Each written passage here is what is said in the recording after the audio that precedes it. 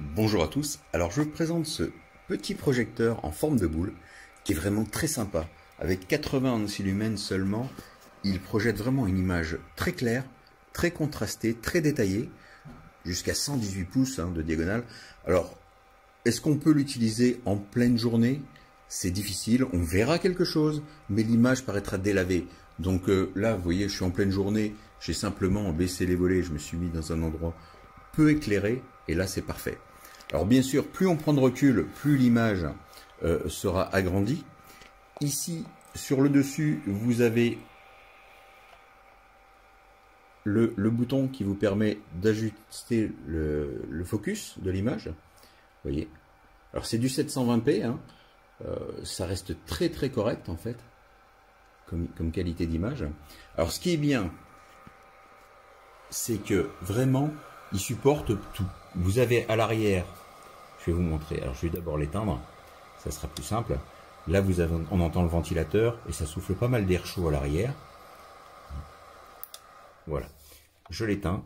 Ici vous voyez à l'arrière, vous avez donc la prise d'alimentation, vous avez un port HDMI, vous avez un port USB et à côté une sortie en 3,5 mm, une sortie jack pour pouvoir brancher par exemple vers un ampli externe ou des haut-parleurs externes si vous le souhaitez.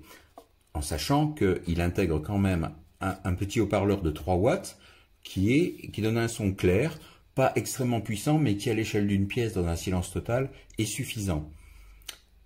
Au niveau des commandes, vous avez tout qui est accessible ici à partir du panneau, l'allumage, le OK dans les menus, ici les flèches pour circuler, ici la touche retour arrière, mais vous avez également de livrer avec l'appareil une télécommande qui nécessite 2 piles AAA qui ne sont pas incluses.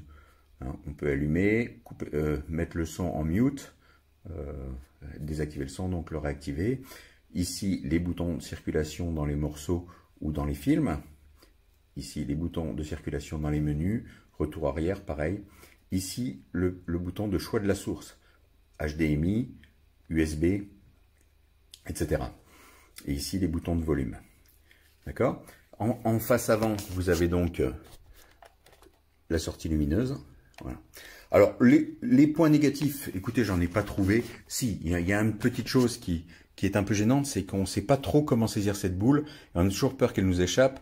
J'aurais aimé une petite poignée, même une sangle, quelque chose pour prendre de façon sécurisée ce petit haut-parleur. Ce petit projecteur, pardon. En dessous, ce qui est bien, c'est que vous avez également une vis standard pour pouvoir le placer sur un trépied. Voilà. Alors au niveau de la qualité d'image, je vais vous montrer une ou deux vidéos YouTube. Alors vous pouvez bien sûr brancher une clé, par exemple pour regarder vos Netflix ou autre, ou du YouTube.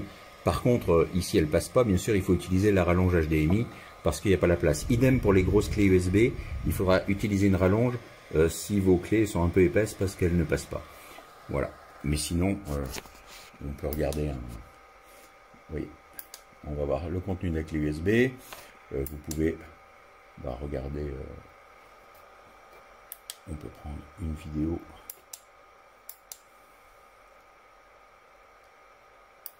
Une ancienne vidéo, par exemple, pour vous donner une idée du son. Alors là, la qualité d'image n'est pas top, mais c'est la vidéo qui n'est pas de très grande qualité non plus, mais vous entendez que le haut-parleur est quand même puissant. Voilà. Donc franchement, c'est un très bon produit pour le prix. J'en suis ravi. On verra la durée de vie de la lampe, mais vu que c'est une lampe à LED, je pense pas qu'il y ait de soucis comme sur les projecteurs traditionnels. Et en plus, on peut l'emmener vraiment partout avec soi. Il y a besoin de ça, éventuellement de vos clés USB et de son alimentation, son petit bloc d'alimentation qui est livré avec. Voilà, le câble est assez long, il fait à peu près 1,50 m d'après mes mesures. Voilà.